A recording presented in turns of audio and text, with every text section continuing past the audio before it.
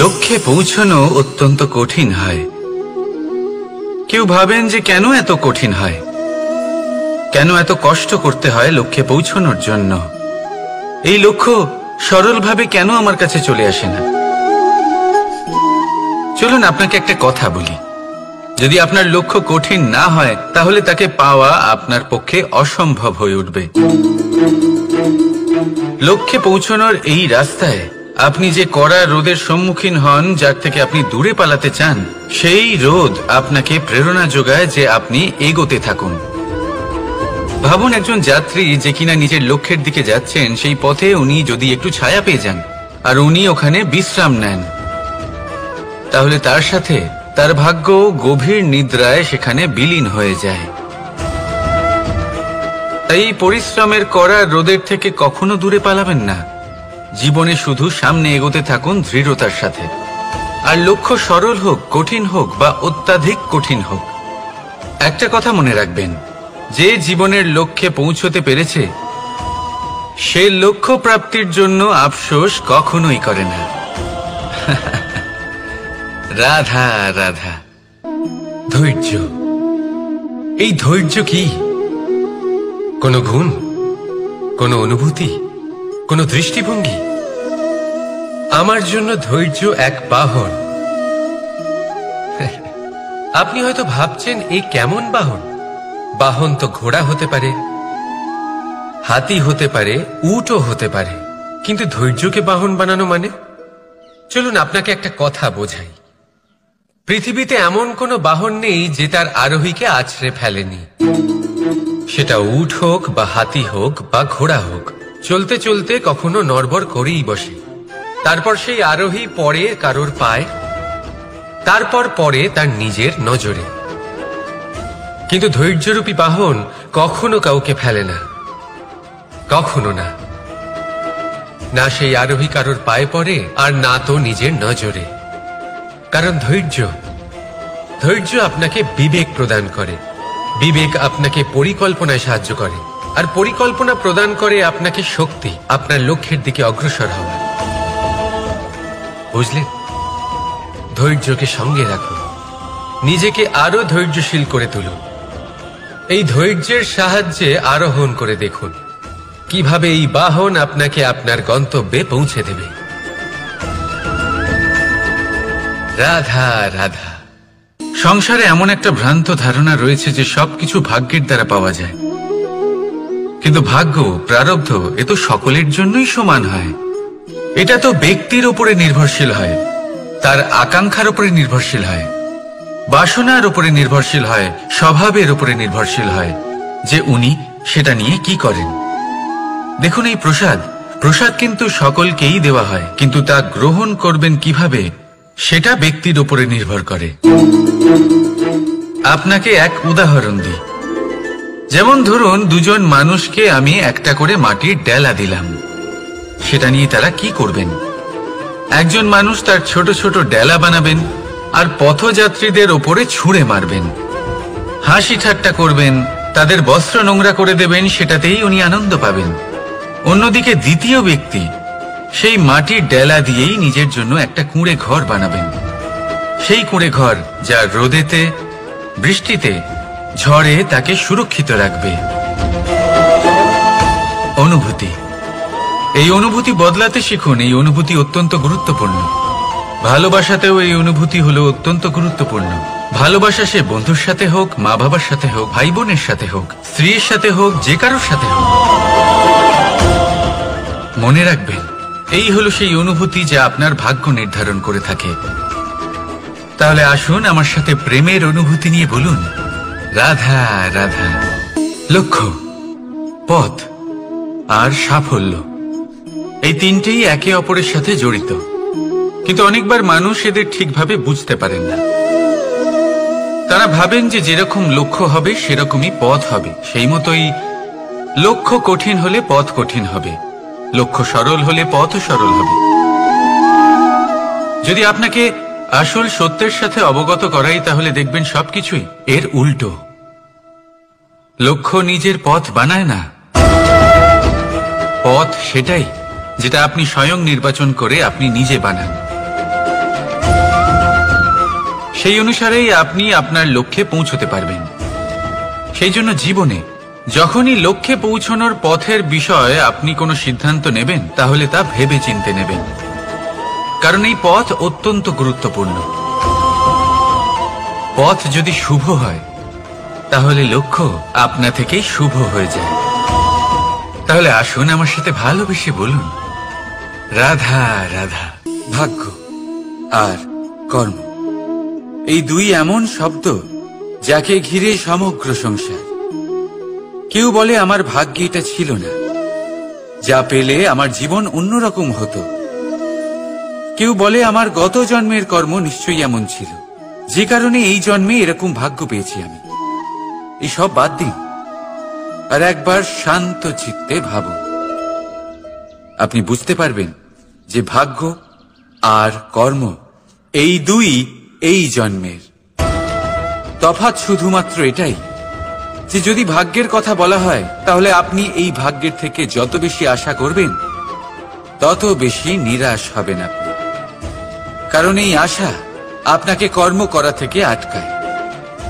যদি কথা বলা হয় কর্মের, তাহলে নিজের কর্মের প্রতি যত বিশ্বাস রাখবেন, তত বেশি সফলতা আপনার কাছে আসবে। তাই একটা কথা মনে রাখবেন, ভাগ্য আপনার কর্ম নির্ধারণ করে না, কিন্তু আপনার কর্ম আপনার ভাগ্যকে অবশ্যই নির্ধারণ করে।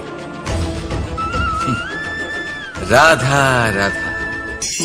নাম কত সাধারণ একটা বিষয়। প্রত্যেক মানুষ যে জন্ম নেয়, তাকে একটা নাম দেওয়া হয়, যা সে পেয়ে থাকে তার মাতা পিতার দ্বারা, না হলে তার গুরুর দ্বারা, বা কোনো আত্মীয়ের দ্বারা, বা কোনো কাছের মানুষের দ্বারা। এই নামের সাথে সে আস্তে আস্তে বেড়ে ওঠে। কিন্তু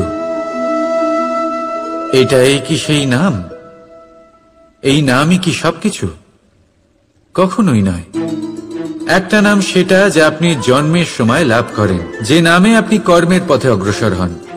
আরও একটা নাম সেটা যা আপনি আপনার কর্মের দ্বারা অর্জন করেন, আর এই নামেই আপনাকে সবাই যুগ যুগ ধরে মনে রাখে। আপনার আসল নাম সেটা নয় যা আপনাকে জন্মের সময় দেওয়া হয়েছিল। আপনার আসল নাম সেটা যেটা আপনি আপনার কর্ম দ্বারা লাভ করেছেন, কারণ সেই লাভের পেছনে প্রচুর প্রয়াস লুকিয়ে থাকে, অনেক পরিশ্রম লুকিয়ে থাকে। কিন্তু যদি আপনি চান যে মানুষ আপনার নাম মনে রাখে, তাহলে আপনাকে কর্মের পথে অগ্রসর হতেই হবে। শুভ কর্ম করতে হবে, অনর্গল চেষ্টা করে যেতে হবে, মহান কাজ করতে হবে। আর বিশ্বাস করুন, আপনি একটা মহান নামের ফল অবশ্যই লাভ করবেন। রাধা রাধা। আমি এখানে একা এই বনে বসে আছি, বাঁশি বাজাচ্ছি। কার জন্য?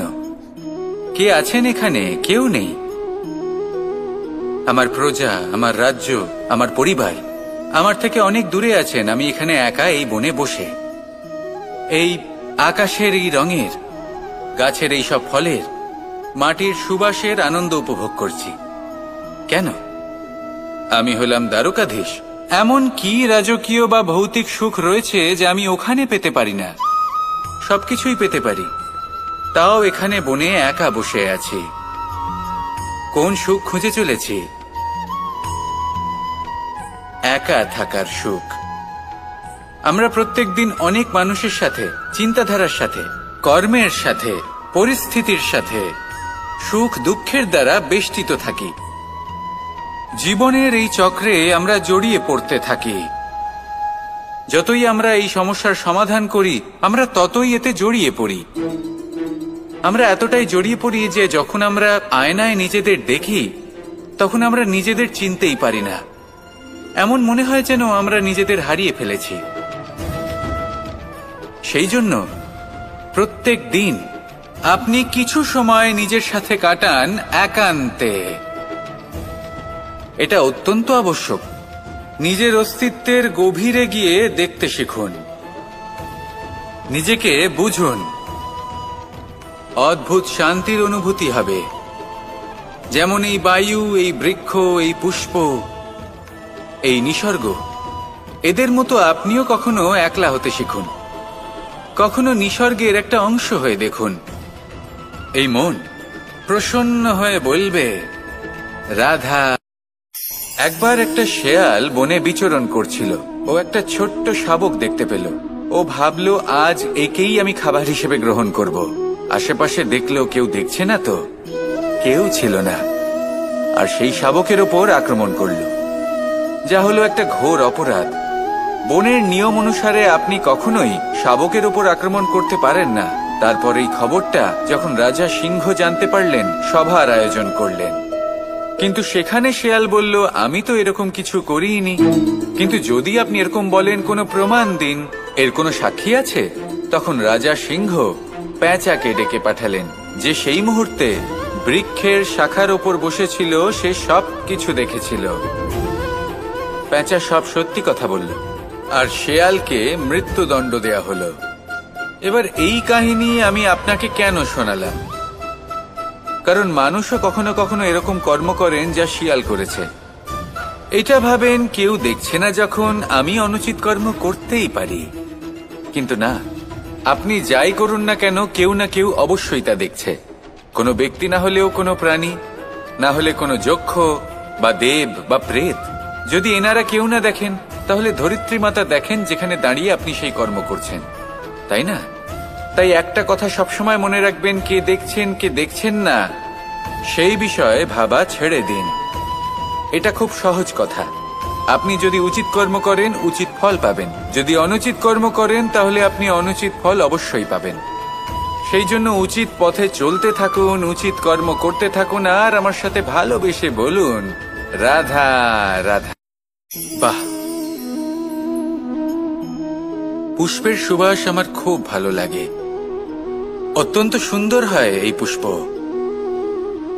এইভাবে চারিদিকে পুষ্প দেখে মন আনন্দিত হয়ে ওঠে। এবার আপনারা ভেবে দেখুন, আমার চারিদিকে পুষ্প নয়, আগুন আছে। তাহলে কি হবে? আমার শরীর কি জ্বলে যাবে না?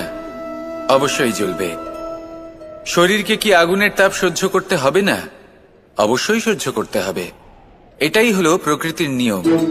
এই নিয়ম কিন্তু আমরা সবাই জানি, কিন্তু আমাদের মধ্যে বেশিরভাগ মানুষ এই বিভ্রান্তি নিয়ে বাঁচি যে এই যে প্রকৃতির নিয়ম, তা আমার ওপর প্রযোজ্য নয়। তা কিন্তু নয়। আমাদের চতুর্দিকে এই যে নিসর্গ রয়েছে, আমরা তার কতটা ক্ষতি করি সেটা একবার ভেবে দেখুন। আমরা বনাঞ্চল জ্বালিয়ে দিই, বায়ু দূষিত করি, জল দূষিত করি, প্রাণীদের হত্যা আমরা করি।